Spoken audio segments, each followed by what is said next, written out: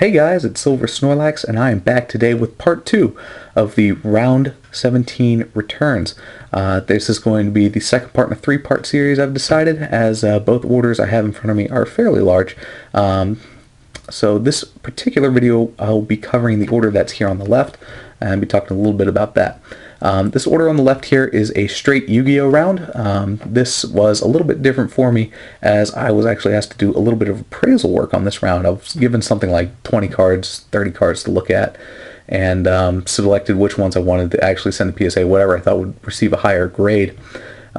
So I went through all those, and I charged for all my appraisals, depending on what all is sent to me. Yu-Gi-Oh is a little bit outside of my normal realm. So it was a little bit harder for me to actually sit there and appraise this particular collection that was given to me. But good news is I got through it, and there are a lot of 9s and 10s involved, a huge amount. So that's awesome. The guy who sent this actually does not have a username, and if he does, please feel free to PM it to me. These are cards from my former boss's son. So the only reason she's my former boss is because I recently was promoted. Hey, I got the work done, and I get to go visit her at work. Probably today, actually, as soon as I'm done filming this, so that'll be fun to do as well. You'll notice the leather bags are surrounding these particular cases. These leather bags are from Cardcase Pro. I actually need to do a review on these. These bags are really expensive to get. I charge $5 a piece for them. You can only buy them in bulk, so that's why I charge so much, in order to kind of try and recover some of the loss. But it's still a fair price. $5 a bag is not bad, but it's definitely stuff we'll be going over in another video. But for now, if you're interested in Yu-Gi-Oh, you've got a fantastic video coming right at you, because I've got lots of stuff to review. So let's go ahead and start it off. First card I had come back, Great Poseidon Beetle. Came back as a mint 9, first edition. A lot of these cards that were submitted to me were premium collection tins, legendary collection stuff. They seem to come across as more promotional. So a lot of the stuff here is promotional, but it is very cool to look at. The artwork in particular is fantastic. So there's also a lot of very powerful cards. My Yu-Gi-Oh knowledge is a little bit limited, but I did used to play, and that was years ago, but I did used to play, so I know a little bit about which card is good and which card maybe not so good. So I sent all the good ones, I promise. But Great Poseidon Beetle was the first one he had submitted. Mint 9. Second card came back as a mint 9. I believe that's pronounced Mata, M-A''A-T, Mata. Beautiful artwork. I mean, just the sheen and the sparkle to it, and for that holographic background, is just gorgeous. Absolutely love how it looks. It's a shame it's not a Gem Mint 10, but hey, a Mint 9 is definitely awesome. Mist Valley Thunderbird, another Mint 9, another one of those cards that just that holographic background just really leaps out at you. Looks fantastic. I've always been a big fan of birds as well. This one's a little particularly goofy, but it looks really cool. Huge fan of the artwork. Yet again, you'll hear me say that a lot throughout this video. Huge fan of the artwork. Yu-Gi-Oh does something that I believe all TCGs should do. Just mind-blowing artwork. I mean, the cards really do pop, especially in these leather cases. That's the thing. Not only are they very well protected, but they look good. They look good for display purposes. Next card, something that falls a little outside of my my realm of expertise on Yu-Gi-Oh. Back in my day, as I sit here and try and date myself, black and white cards did not exist for me in Yu-Gi-Oh. That's how long ago I played.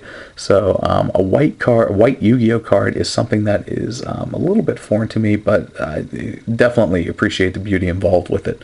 I think it looked really good. I believe Synchro is white. Yeah, it says right down there. Synchro is white. But yeah, another fantastic card. Degusta Spheres. I have no idea if I pronounced that right or not.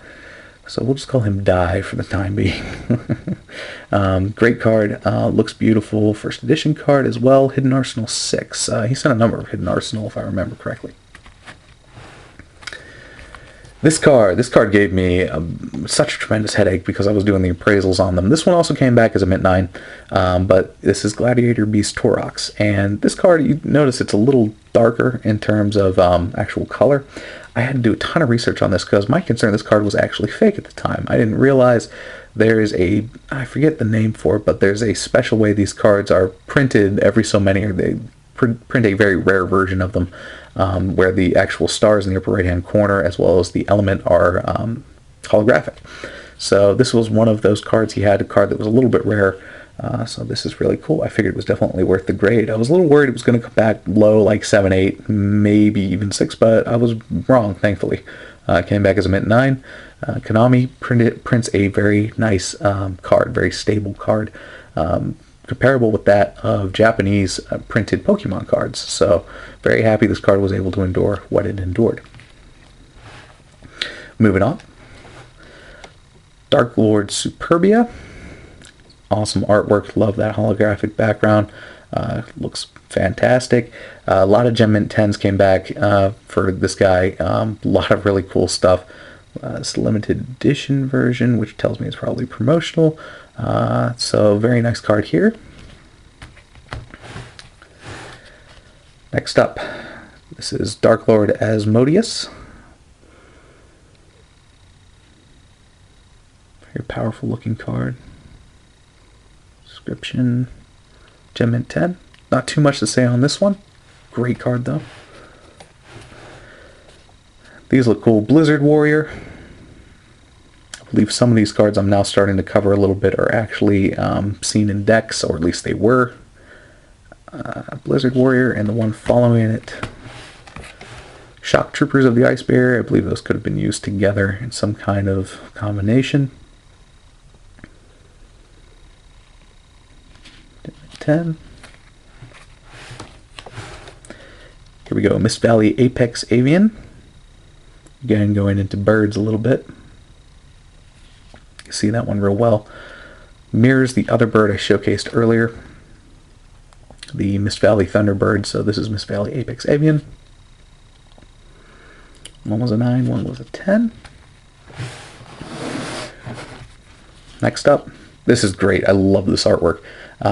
Haman, Lord of Striking Thunder. Oh my god, what a great looking card. It looks just terrifying. The attack and the defense there is also staggering. From what I remember of Yu-Gi-Oh!, if you had 3,000 attack back in the day, that was considered pretty good. So this card looks ridiculous. Lord of Striking Thunder, I mean... Legendary Collection again, I believe Legendary Collection 2. Great card, great artwork. Here we go, outside of my realm of expertise yet again, a black Yu-Gi-Oh card. XYZ Effect. XYZ was kind of starting back in my day, but that was a while ago, so things were I guess have changed quite a bit since I played, but this is number 87, Queen of the Night. There you go. Attack and defense rating, if you can read that, it's all you. Gem Mint 10 condition yet again. Really nice card. I love how colorful this card game has actually become. It's something that I think is beautiful. Last two cards I'm showcasing are actually some of my favorites. I really liked how these looked. First one being Box of Friends. See if I can get that. See if I can get that name to show up a little bit on camera. Again with that sheen and sparkle. I read through the actual effect rather quickly at one point. I thought the card seemed fairly powerful. I imagine if that's tournament legal, it's pretty impressive. Or at least it was at one point in time. Same deal with Phantom of Chaos here. This is the last card I have to showcase. Something interesting I just now noticed, actually. You'll notice here above where it says Fiend Effect, it doesn't say anything. That means it's not first edition. However, the label itself says first edition. That's interesting. PSA had a little glitch there, I guess. No big deal, though. Doesn't affect the value of the card. That's a question I've had asked to me multiple times, is, if this is wrong, does that affect the value of the card? The answer is no. Matter of fact, I've seen some people try to sell their cards saying, hey, look, it's a label error, it's worth more. It's really not, but if you're naive to that, then, hey, somebody might pay big bucks for it, but that's up to the buyer. So Phantom of Chaos, cool stuff. Again, huge fan of that artwork. beautiful, beautiful stuff. All of it that came through was beautiful. I know he definitely will be happy with his own returns, as he had a ton of Gem Mint 10s. That was 14 cards that he had submitted. All really good stuff. I guess I'm coming up on the last part of round 17. Can't wait to showcase that for you guys, so stick around. I'll have that video up soon. Again, if you're interested in having your cards encapsulated and graded, please let me know. If you're interested in maybe purchasing some of these bags, I will have a video up about that at a later point in time, as well as a review. So thanks for watching, guys. I'll have another upload again soon.